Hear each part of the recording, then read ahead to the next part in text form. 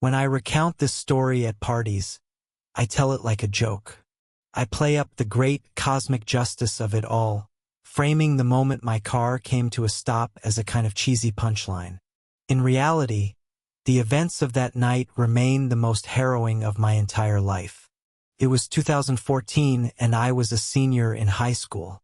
At the time, I lived in Central Texas, but my brother was in school in Colorado. Since he was graduating soon and I hadn't yet visited, I decided to drive out to him when our spring breaks aligned. The only issue was that I technically wasn't supposed to be driving. Believe it or not, despite being a dumbass 18-year-old who liked to drive fast, I'd never had a traffic violation. Never even gotten a parking ticket. I did, unfortunately, get caught drinking with my buddies a week prior to the drive. My license was suspended for 30 days, but I didn't let that stop me. I was going to see my brother one way or another, so I left late in the day, chugged Red Bulls to stay alert, and stuck to the back roads as much as possible. It added a few hours to my trip, but it allowed me to avoid state troopers for the most part. By midnight, I felt like I was in the Australian outback. I had taken road trips through my state before, but this particular route was something else. Nothing but scrub brush and signs too weather-beaten to read. I was so busy thinking about how utterly isolated I was that I almost missed the orange traffic cone in the road, placed square atop a yellow center line. I reduced my speed, but I didn't stop. I was confident that there was no work being done on the road. I had checked the maps, and there would have been more signage. Since I knew there was no construction in the area, I found the placement of the cone a little odd. Of course, junk on the road isn't such a rarity, but the way it aligned perfectly with the meridian line felt intentional. A few miles later, my drive was again interrupted. My high beams reached far into the desolate night, providing enough visibility for me to see another oddity. There was something else in the road, this time in my lane. I squinted. Another traffic cone? It was tall enough, but not quite thin enough. I slowed down a little more. I remember thinking, that can't possibly be a person. I got a little closer. Lo and behold, it was. I veered into the other lane, but the person in the road mirrored my car, clearly trying to get me to stop. They threw one of their arms out as if welcoming the cold, metal embrace of my front bumper. I slammed on the brakes abruptly enough to give myself whiplash. Confusion and anger rose up in me as I turned my headlights down and got a better look at the person in front of me. I regretted stopping once I could see the man more clearly. At first glance, he seemed like a normal guy. He was tall and middle-aged, clad in blue jeans and a long tan coat. He had no particularly distinct facial features, except for a set of blue eyes that somehow seemed too small for his face. He gave me a wide grin when he saw me stop. I guess he could have just been relieved, but I couldn't give him the benefit of the doubt due to what he was holding. Balled up in his hand was something small, furry, and bloody. I couldn't tell exactly what it was, but it kind of looked like a dead rat. I had no idea why he'd be holding such a thing, and it didn't really matter. All I knew was that there was something wrong with the guy, a suspicion only exacerbated by the fact that he still had one of his hands behind his back. Was he hiding something? A weapon? I took my foot off the brake. I might have been dumb enough to stop, but at least I wasn't dumb enough to stay. As I tried to maneuver around him, the man again moved in front of my car, but when he saw I wasn't going to stop, he took a step back. As he did so, he let his arms fall to his sides, and I saw what he'd been concealing behind his back. A large claw hammer. I sped off, not entirely believing what had just happened. There was a small chance that the guy genuinely needed help, but I sure wasn't going to stick around to figure that out.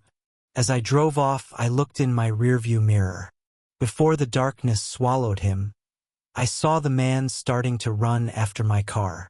For a second, the sight made me nervous, but then it just made me laugh.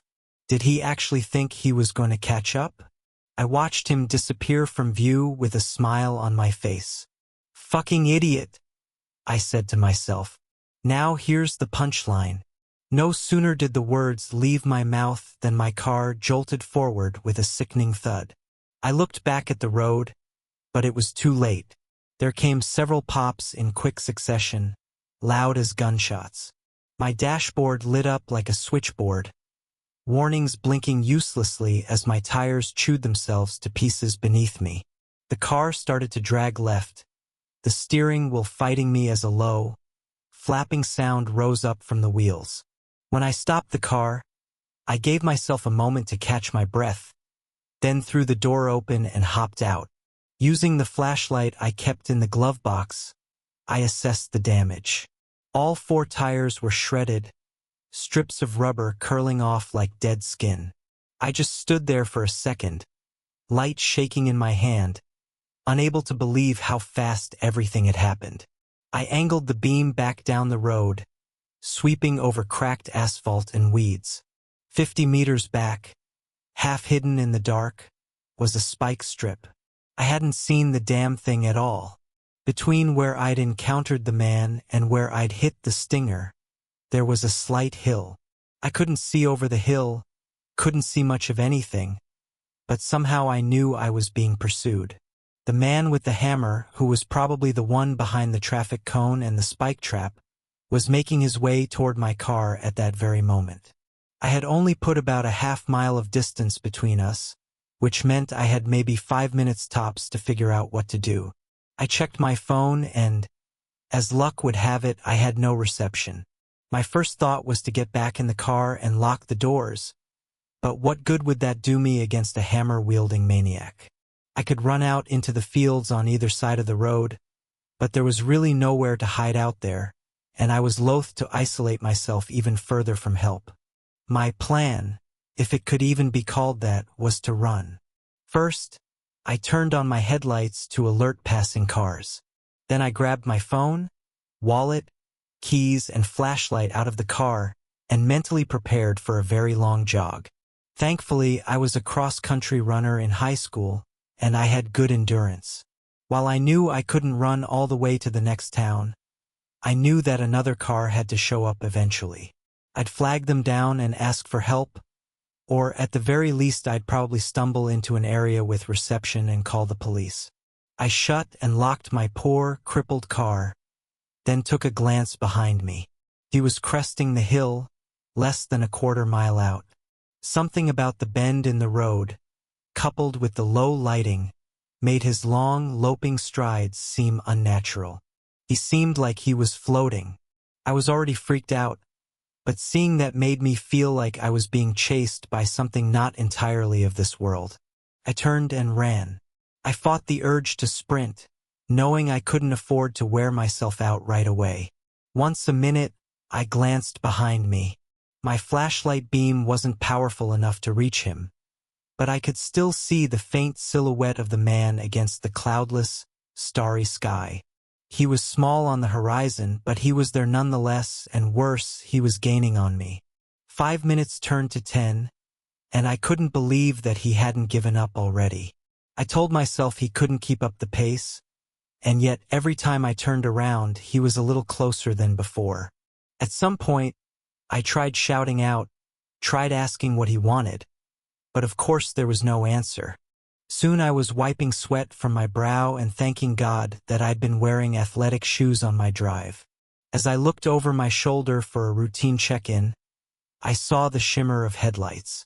There was a pickup truck ambling toward me. I bolted straight into the middle of the road, waving my arms around and shouting for help. For a second, the truck slowed, but then it eased around me and kept right on going. No windows rolling down, no honk. The bastard didn't even stop long enough to see what my deal was. I shouted something at the shrinking, red tail lights, but it didn't matter. My salvation had left me in the dust. I stood there long enough to realize that standing still was a bad idea, and then I pushed down my rage and disbelief. I looked behind me once again, and strangely, that time, I didn't see anyone. Maybe my pursuer had fallen behind, Or maybe he had given up entirely. Or, hell, maybe I'd hallucinated the entire thing and abandoned my car in the middle of nowhere for no reason. In any case, I kept moving, periodically checking my phone. I guess I was due for some luck that night, because after another half-mile, I saw a car on the side of the road, a red Dodge Charger. It was turned off and dark inside, but the tires were perfectly intact. There was no visible damage on the car, certainly no evidence of hitting a stinger, and that fact made me wonder if it belonged to my pursuer. I made my way to the car. There was no person inside, but there were still keys in the ignition. Usually, this is where I end my story. Deus ex machina to the rescue. I settled into the driver's seat and breathed an enormous sigh of relief when a turn of the keys brought the engine roaring to life. By some miracle, the car was drivable, and it had enough gas to take me to the next town. Finally confident that I would survive the ordeal, I looked out the passenger side window and saw something that made my heart stop. Yards away from my car and rapidly closing the distance was the man. He hadn't given up at all. He'd merely started running in an arc through the fields, avoiding the road that I'd watched so diligently and so uselessly. He had banked on me losing sight of him so he could catch me off guard, and it had almost worked. By the time I slammed my foot on the gas, he practically had his fingers on the handle. I caught one last glimpse of him in the side mirror as the Charger tore off. A pale, grinning blur closing in faster than should have been possible. After that, I drove the car straight to the police station in the next town. At dawn, when they took me back to recover my own vehicle, every single window had been shattered. Not simply cracked, but obliterated. Nothing had been stolen from my car, which somehow made everything worse. As far as I know, they never found the man with the hammer. Here's the part one generally omit from my little story. When I, exhausted and nearing my limit, finally made it to the Charger, the driver's side door was open. I clicked on my flashlight and swept the beam across the interior. The cabin was a wreck. Blood was smeared over the wheel, gear shift, and driver's seat, like some injured creature had been thrashing around. The windshield was cracked from the inside. From the open door trailed a dark streak through the gravel and weeds, a crushed path, mottled with red, where something heavy had been dragged. I let my beam follow the indentation until it caught on something still and misshapen. There was a man lying there on his back, some poor bastard who, most likely, had offered a ride to a downtrodden traveler. His mouth hung open as if he'd died while trying to speak. His skull had been bashed in. Part of it was just gone, leaving a cave above his eyes where something heavy had landed over and over again. The white of his skull shone moon-like under my light. That matted clump in the hitchhiker's hand wasn't roadkill. It was a whole goddamn scalp.